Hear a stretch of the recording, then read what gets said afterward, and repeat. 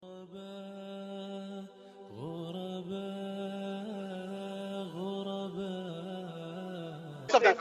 No. Did you know the context of the verse you quoted? No. The Quran doesn't say that. The Quran doesn't say this is a revelation from God, but to fully understand it, you have to go and ask this guy in the park, because I haven't fully explained myself. What is that got to do with the Quran?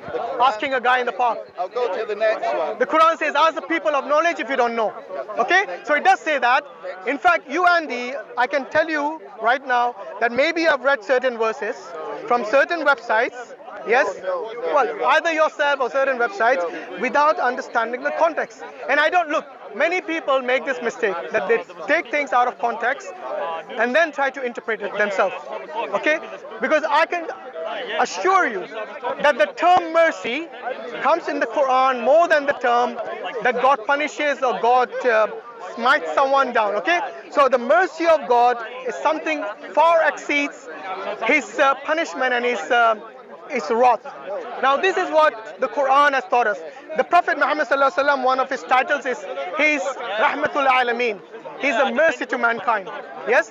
So if you look at the history of Prophet Muhammad sallallahu alaihi wasallam and his biography, you will come to the understanding that his most ardent enemies, yes, he forgave them. Even the people who murdered his uncle, those people, yes, the Habashi, the Abyssinian, and the woman, I forgot her name.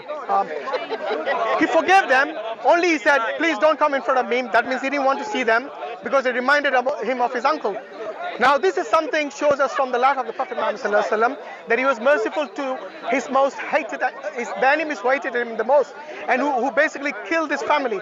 And then it comes to the time during the conquest of Mecca, where the Meccan pagans who used to persecute him and his companions, and they killed many of his companions, and they boycotted him, and they had sanctions against him. Yes, when he became victorious over them with an army of 10,000, he did not go and massacre all of them. No, he forgave them. This shows us that the Prophet Muhammad sallallahu alaihi wasallam and Allah subhanahu wa ta'ala gives everyone and shows everyone their mercy, and only as a last resort, yes, those people are then punished. Or even after that, they are not even punished in this world, they're punished in the hereafter, for sure. And this is what I'm saying. If the test was unfair, then surely on the day of judgment, Andy will stand in front of God and you will have to explain, why did you feel the test was unfair? You know, maybe you don't believe in the life after death now. Yes, but one day... Just go talk as much as you do. No, look, I gave you ample opportunities to tell me why the test was unfair. I gave you many reasons, and you didn't really answer my reasons. I did. You just said... I did. In fact, every single point you raised, I refuted that, and I did respond to it. Only in your head. Okay, tell me one point that I did not answer to. Go on. Give me one point you made that I did not give answer to. I don't want to bore people by go all the way back to the very first one, accident of birth. Did not I respond to that? What you said is that people can change their religion, and I said yes, that's true, but generally speaking, people will continue in the religion that they're born in. No, but I did respond to that. You responded. So for you to say I did not respond is not fair. Respond, refute. If Well, you say you responded, that's fine. Okay, because that point, wait. You're trying to edit. That point wasn't worth refuting, so I responded to it. There are certain points which you raised, like for example, where you said that God wailed someone. Okay, I refuted that from the context. You can keep shaking your head, but for a person who hasn't read the Quran in the context, the verse in the context. Okay. If you've read the Quran, the thing you know about it is that it should be separate from the context. It's the word of God. It doesn't need. Why does it need to be separate from the context? It doesn't need editing. Oh, so you make up the rules. What should be? How the Quran should be revealed? Wow. No, it says that in the Quran in many places. What does it say? It says like there's specific rules and there's general rules. And some people try and use the general rules to define the specific rules, but really I want you just to follow the specifics. This is a book in plain verse. He says that many, many times throughout the Quran. This is, you're just to follow this. You're not to add to anything to it. You're not to take anything away from it. Whoa. So, you see, you're talking about two different things. One is the laws that God has prescribed. Yes. The other is the Quran itself.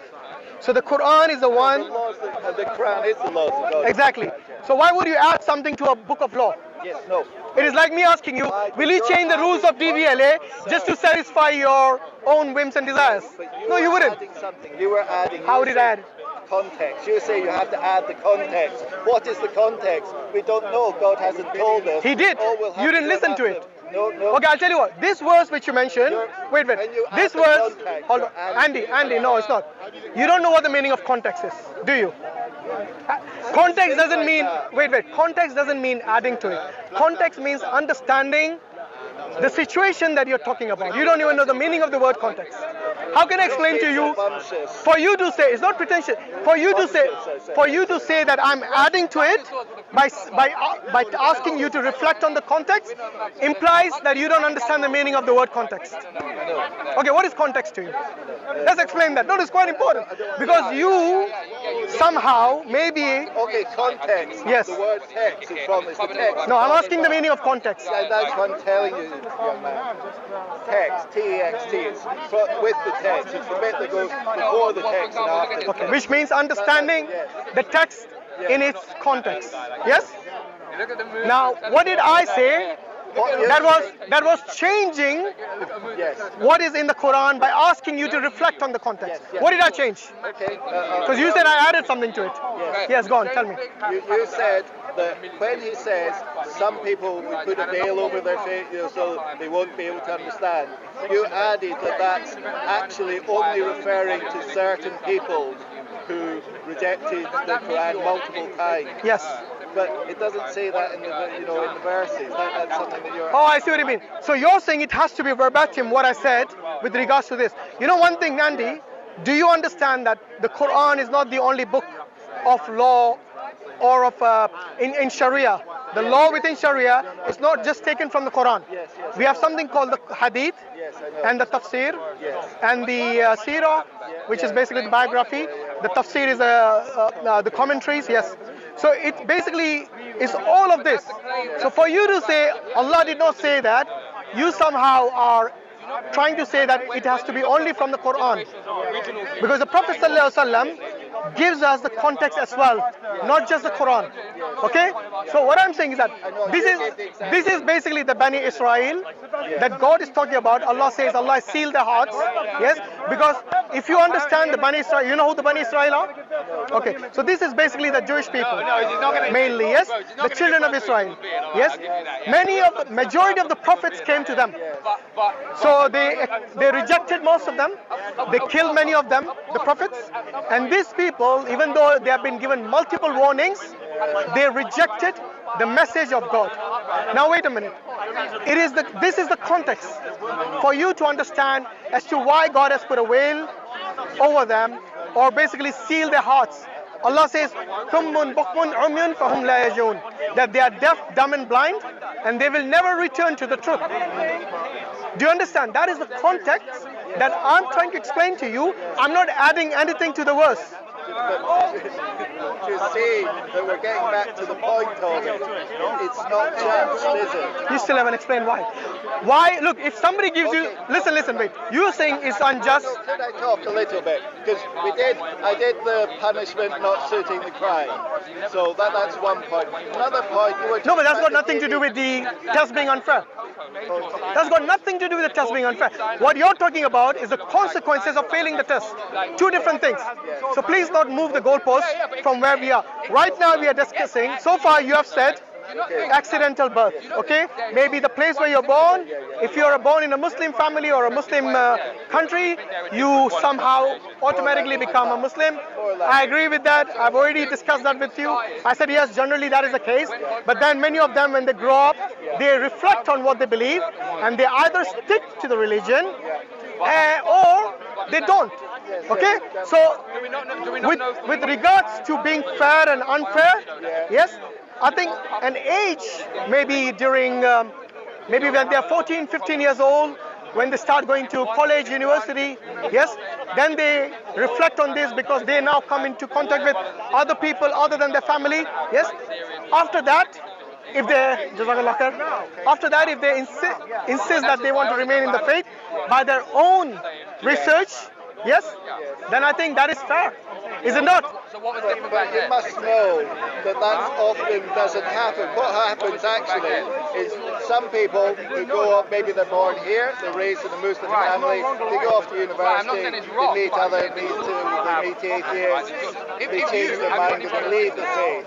Other people who are maybe born, let's say in Afghanistan or Sudan, they grow up, they never go to university, they never leave home, they just move to the house next door, they never leave Islam.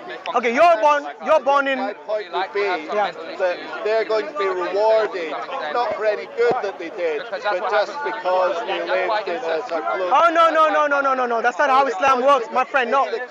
No. When you become a certain age, you consciously are now acknowledging Islam and the belief in Islam. So you acknowledge that Allah is your God and you acknowledge that Muhammad is your messenger, and you say this formula of the Shahada to become a Muslim and a practicing Muslim. By that meaning you go and pray, you fast in Ramadan, you give your charity or zakat. This is what makes you a Muslim, not just being in a cultural Muslim. A cultural Muslim will be held accountable on the Day of Judgment, just like any other person on the Day of Judgment. So for you to say, oh, just because he was born in a Muslim, he's guaranteed to go to Jannah. No, it doesn't work like that. If you do not pray, for example, yes, this is a huge sin. Yes, if you stop praying, then you will be held accountable for not praying. If you do not give zakat and you're obligated to give zakat, it is fard on you, and you do not give it, then you will be held accountable for it. So all these people are now sinning, and these are major sins, not minor sins. Yes? So for you to say that just because they're born in Afghanistan or born in some Muslim country or a Muslim family, automatically they go to Jannah. No. It's not a free ride. Look, for Jannah, I'm just saying, for Jannah, for going to paradise, yes, Allah is fair. Whom He puts in Jannah, in paradise or in hell, Allah is fair in both cases. Yes? So for you, just being born and being a cultural Muslim doesn't automatically guarantee you paradise. Yes? I do see the point you're making. Good. So now what I'm really saying is people, they're going to be judged on their behavior, and your behavior is heavily influenced by the culture that you live in. Actually, no, not necessarily. There are many cultures out there. They are Muslim, but when they come to practicing it, every country have their own black sheep, as you would say, that they basically do not practice the religion. They might just have a Muslim name. For example, in Ireland, you're Irish? No, Scottish. Scottish, sorry. It's okay. So in Scotland, there are many people who believe in God. They're born in a Christian country. Yeah. You might be born in Scotland, but you're not a Christian. You see what I mean? Yes. So the same thing applies whether you're a Christian, a Hindu, a Muslim, that you at some point in your life make a conscious decision, yes, that you want to stay in your faith or reject it. Yes. Now, how is God unfair? Oh. I mean, we're going right. No, to be honest with you, your response as to why the test that God has given every human being with intellect, with a mind, and with the open-mindedness and with the opportunities, this test, I still don't see why God is unfair. Okay, I think we should move beyond this accidental birth. What is the other reason? Go on. I quite agree. Yeah, what was the other reason? The other thing, like why test them in the first place? Because the test seems to be the really crucial thing, is it's the believing or not believing. If it would make sense to me and many atheists, if the test was, were you a good person, were you kind, if all your good deeds were rewarded and all your bad deeds were punished, that would make sense to many people. Who decides that? But God would decide that. So it's still a test, right? Yes, that's right. So you're still asking for a test? No, I'm just saying that would be, I'm going to say, a fair test. The test that we have is all basically, do you believe or do you not believe? No, for you to say, that's the most important thing. For you to say who does good to be rewarded and who does bad to be rewarded. Yeah. So this good and bad are subjective. Do you agree? Yes. Well, maybe not to God, but yeah. No, to God as well. I mean, sorry, not subjective to God. I see what you mean. But you see, in the eyes of God, not believing in Him as and acknowledging Him as God is the biggest sin. Yes. I mean, so by your principle, God is still punishing the one who's sinning. Yes. I mean, so how is it unfair? I mean, another. Why would he test people at all? Why? Yes. Well, what is it? What's the object of the test? Like with the DVLA, you want to make sure that everyone can drive a car before they get their license, Yes. or else they call license. Yes. But in God's test, you live your whole life. Everyone gets a license to live. No, that's not how you know what I mean. Yeah, I know what you mean. So, But you see, what's the point of the we don't live in a world. We don't live in a world where there is anarchy. There has to be rules and regulations for everything. Yes. Every system has rules and regulations. Yes. And this is exactly what the test is. But it's not. You see, if the test was, if God punished people while they were alive for doing bad things, they would do less bad things, and the world would be better. You know, but he doesn't. if God did that, terrible things. Hitler lived a long life. Andy, if God punished you for every single sin you committed, Yeah. do you really think you'd be alive? I might have a sore back, but You know, it just shows that God is merciful for not testing us for every sin that we commit. The fact that we are not punished for every sin we commit, and at every step we would be committing sins. You know what I mean? Being human, it is in our nature to seek what is sometimes forbidden and what is evil. Like for example, many people, if they were given the chance, yes, they would commit sins. For example, I think there were certain tests done by where they would actually see if the people would commit something like theft or steal something if nobody's watching them. Yes? And they would, because they got nothing to lose. You see, they said I got everything to gain and nothing to lose. So in that circumstance, they would commit sins. Now imagine a world without God, where God would not hold you accountable, and every person was allowed to do whatever they want without a test, as you would say. Yes? Or in fact, the test that you're asking for is even more strict than the one that God has already put into place. Because you're basically saying that why does God not punish us as soon as we commit a sin? Isn't it? yes. Imagine your life from the day that you became conscious of what is good and bad until today. Yes? How many bad things that you have done? Imagine if God punished you for every single one of them. Trust me, you wouldn't be alive today. Do you agree? No, because You don't? Because the punishment, to be just, would have to fit the crime. So Yeah. So what would be crime for? Let me ask you. Think of the bad things I've done recently. Nothing really. Okay. Let me ask you. What would be the punishment of theft? Say for example, you saved a lot of money all your life. Yes. And you're going to deposit this money, okay, in the bank, and somebody steals your life earning. What do you think should be the punishment for that person? That would be a severe punishment. Give me an example. What is severe according to you? Oh, I don't know. Why not? Maybe cut a leg off or something. And that's exactly what the Quran says, you know. Thank you very much.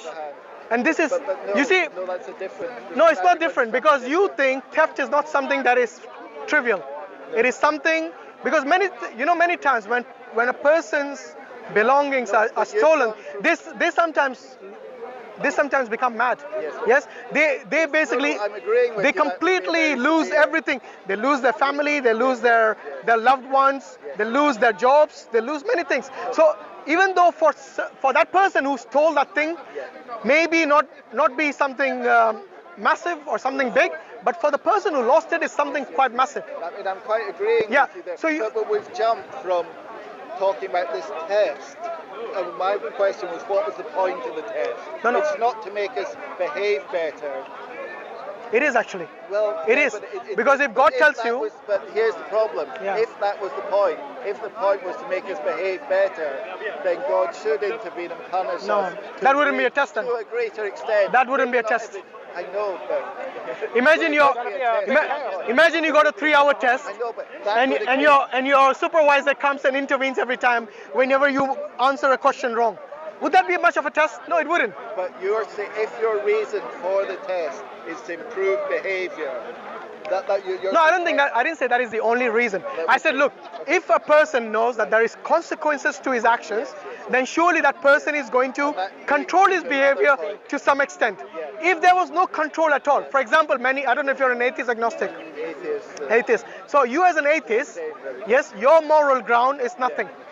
You make up your morals as you go along. So maybe you see that most of the people in the society today, yes, they feel that incest is wrong, so you say incest is wrong. But tomorrow, just like homosexuality was made legal in this country, when it was illegal before that, yes, then they will say, okay, now most of the society accepts incest, so now I find no problem or no issue with a father and son sleeping with each other if they love each other and they're grown enough to basically consent to that kind of relationship. So you're kind of following. But here's the thing: if the point of the test is, if the idea is that believing God will make you better, make society better, following Sharia, it doesn't seem to be working. No, I didn't say that was the reason. All right. I said this will stop you to a degree Yes.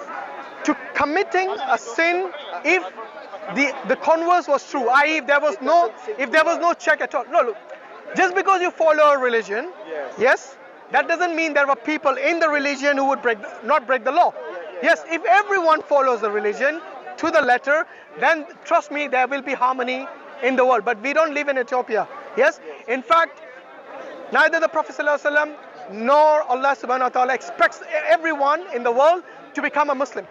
Yes, because if that was the case, then Allah would actually give rise to another creation who would actually commit, who would be tested and who would commit this test, and Allah would test them that they would be committing wrong or right depending on that. So this is something that we are not expected or expecting from the Almighty in our community. In our community, you will find all sorts of, temptations.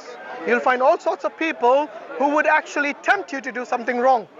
And you would also find the converse of that there are people who are good, law-abiding, and they would tempt you to be good and law-abiding, yes, depending on which camp you will fall, yes, depending on which friends you have sometimes, depending on which form of education you receive, or what kind of ideology you follow. So all this is taken into consideration. And if anyone says that the test that God has given every human being is unfair, then I think they really will struggle to answer as to why it is unfair. I think the exact opposite. How you can say this is a fair test, it doesn't make people better. It's not really aimed to make people better, because God could just make people better. The punishment doesn't seem to fit the crime. The likelihood of passing the test, sorry to go over it again. You're all over the place. It's very good. Andy, you're all over the place. I'm asking you not with regards to what happens as a consequence of failing the test. The test itself being unfair. Yes. That is a bit that you're not answering. Okay. You're answering everything else other than that. All right, sorry. Another thing about the test is it seems to be kind of like a riddle. You know? How? Like you look at the world and there's arguments for God, but like I say, they're quite weak. There's things, quite often people cite miracles in the Quran or miracles in the life of the Prophet, but they're never really convincing. You know, they're always kind of, well, it's kind of something he said long ago has sort of come true. No. I don't think you're asked to believe in miracles to believe in God. I don't think you're asked to do that. In fact, most of the Muslims today, and in fact most of the people today, most of the miracles that were performed by our prophets in the past, and those times have so the people who actually were witnessing the miracle, it is for them to believe or reject it. Because wait, Andy, what I'm saying is that for you, no one is asking you to believe in the miracle. All I'm asking you is to ponder by yourself on the intellect that God has given us all. I've got a better answer maybe to your question. Why is it an unfair test? Let me try this. Go on. If you had some primary school children and you gave them a physics paper that they had to be tested on, that wouldn't be a fair test because it's beyond their ability. You know something? Let me ask you this question. Imagine the paper was already out. Yes? And you can easily find the answers to those questions. Yes. Would that be a fair test? No, that would be an unfair test because some would see the answer and some wouldn't, you know. Well, I wouldn't call it unfair. I would call this a test for you to answer sincerely, because not to just copy somebody else. Yes? But the thing is, you know what? Just to tell you that the test paper is already out. Yeah, I know. You know what? You heard of it? Yes. I read it. Yes. So Allah will, you will be asked 3 questions in your grave. Okay. Yes. Who is your Lord? Yeah. Yes. You will be asked about the Prophet ﷺ and about your faith. What is your faith? So the thing is, the paper is already out. Yes. Now, whether you ask a primary school, or whether you ask a secondary school, or whether you ask a grown man like yourself and myself, yes, that is the question to this. Now, if you know the questions, yes. Here's another thing. Wait, Andy. If you know the questions already, it is for you to prepare for this test because the syllabus is already out. Now, this syllabus is for you now to understand and to accept it or to reject it. First and foremost, you as an atheist do not even believe in life after death. Okay? So for you to ask all these questions about the test being unfair, the consequences of all this, yes, should come secondary. Your first,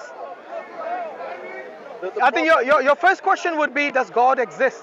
And if you believe God exists, tell me why He exists. That should be your first question. Because once you understand that, then these things should be your worry. But before you worry about these things as a consequence of the test and failing of the test and the fair test or unfair test, yes, why wouldn't you ask yourself that all this universe which exists today, do you think it just popped into existence one day? It's an old argument, but yes, according to scientists. Which scientist said it just popped into existence? Famous one is Lawrence Krauss. So Lawrence Krauss believes what? We came from nothing? Pretty much that. I think Steve Hawking believed that when he died. No. I don't think Steve Hawking believed we came from nothing. Don't forget that he's a human being and he could be wrong. No, wait. You know, Lawrence Krauss's nothing is actually something. Yes. You know what I mean? Yes. So his nothing is not nothing. Yes. I agree, but his nothing is a kind of eternal nothingness. Exactly. But what I'm saying is that his nothing is not nothing. It is actually something. Yes. Nothing in reality is a concept which is a concept, but it doesn't really exist. Nothing is a concept. Nothing is what? It is the absence of everything. So anything that you can imagine, anything that you can observe, anything that you can see, all this thing is not nothing. It is something. So what you can imagine, even if you imagine a flying spaghetti monster or something, that is still something. Is your imagination. Yes? Even in reality, it might not exist, but it's still an imagination. You see what I mean? I wouldn't call it nothing. Well, here's the problem. Okay. If you're going to count concepts as things that exist, then nothing exists because nothing is a concept. Okay, what is nothing? Explain. No. If concept, see, it's whether you think concept. No, but nothing, look, nothing is not really a thought, is it? Nothing is for us to understand in order for us to communicate the difference between something and nothing. So nothing is, to me, correct me if I'm wrong, nothing to me is the absence of everything. Or the Do you agree? absence of something, Oh, no, absence of everything. Yes. Even something which you can think, even the absence of that. Yes. That means even your thought. Yes. So for me, nothing, for me, nothing doesn't include even thought. Yes, but Okay, because to me, thought is something. To me, thought is inspiration. To me, thought can be... But the spaghetti monster that doesn't exist in any way, shape, No, or what form. I think you misunderstood. Yeah, maybe I did. I think you misunderstood what I meant by nothing. Yeah. Because to me, nothing is the absence of everything, including thought. Right. Oh, Okay, you see what I mean? Okay, so using the concept, where the universe can so using this concept, yes, do you think nothing can bring something of value, of material into existence? Yes. Yes? I don't think it did happen, but it could have done. So something can come from nothing. Yes. How? Nothing doesn't even exist. No.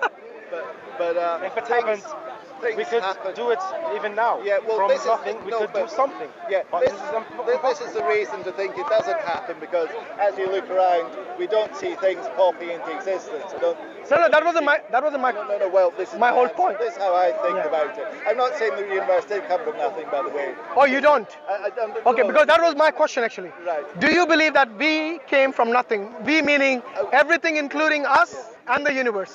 I'm just saying that a lot of intelligent physicists think that that's exactly what did. No, I don't think so. I don't think any physicist would say we came from nothing.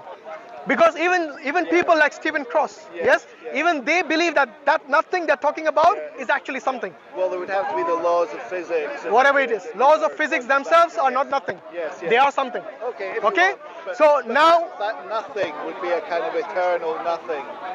Do you know what I No, mean? nothing doesn't exist. Forget about eternal. Temporal or eternal doesn't apply. No, It but- doesn't even no. exist, my friend. But if the Kraussian nothing, if the Kraussian nothing is something, We're not talking about the Kraussian nothing here. that is a fallacy in itself if you call that nothing. Yes, but- Because to me, that is something. So let's call something No, by its name. Listen to yourself, please. Yeah, go on. You're saying Krause's nothing is actually something. No, he Well, called if it nothing. If it's something, No, then no, it I'm saying exists. he called it nothing. Yes, yes. Yes? But because he was able to define it, Yes. yes, and extrapolate on it, Yeah. it is something. Yes. Okay, but what is nothing? Look, imagine complete darkness, yes? Yes. Yes. Yes? Where nothing exists. Yeah. Yeah. Where there is no thought, Yeah. no light, no material, Yes. no time, Yes. nothing at all. Yes. Can you imagine such a thing? You know. Yes. Yes? Go ahead. It's kind of hard to perceive as an imperfect being. But yes. You don't even know what you're talking about. I know what you're talking about. What are we talking about? You were saying imagine absolute darkness without No, God, we are talking about without nothing. anything. Yes. We're talking about nothing. Yes. Exactly. Yes. Not exactly. Well, here's the point. Okay. If Nothing you, is what we usually do infinity, is, it's perfection. like, It's not if you took infinity. away all Yes, the it is. atoms No, and it's all the not. molecules, Don't get me wrong. you'd have, you'd say, well, you still have empty nothing space, is perfect. and It's scientists very kind of think of hard to empty argue space as being, because, you know, we it are can change finite shape of beings. things, so it's kind of. No, I'm saying it's nothing. Then if you take away all the space, No. I'm saying nothing. No space, no time, no light, no material, nothing. Anything that you can imagine, It's a transcendent. that is what that nothing is. Sorry, the converse of that is what the nothing is. Yes, yes. I But think- my I point think we is, can't. we don't know that it's a something can transcendent, appear Has it been done? It's like a from that transcendent nothing. Has it been done? Say again? We don't know. Sorry that guys, I can't something hear with could two exist. conversations. believe in God. Yes, if you guys want to discuss, if you don't mind, because the thing is I can't listen to two discussions at the same time. Yeah. Okay, we go on. don't know that nothing, that something couldn't just appear out of that nothing. If it was I the agree. nature of the something I agree to with you. appear. All right. And that is exactly my point. What I'm saying is the origin of this universe is not from nothing. No, but I'm saying the opposite. I'm saying if you had your complete and utter nothingness, Yeah? something might just suddenly appear. How? Because that's how things. If something doesn't exist even, Yes. can it give rise to something? Well, you're thinking that creation is always like a transitive verb, that A has to create B. It may be that A just creates itself. Things just No, pop into it's called cause and existence. effect. Have you not heard of it? I've heard of it, but what they say. Everything that begins I to can't exist, prove it, but trust me, everything that begins to exist Yes. must have a cause.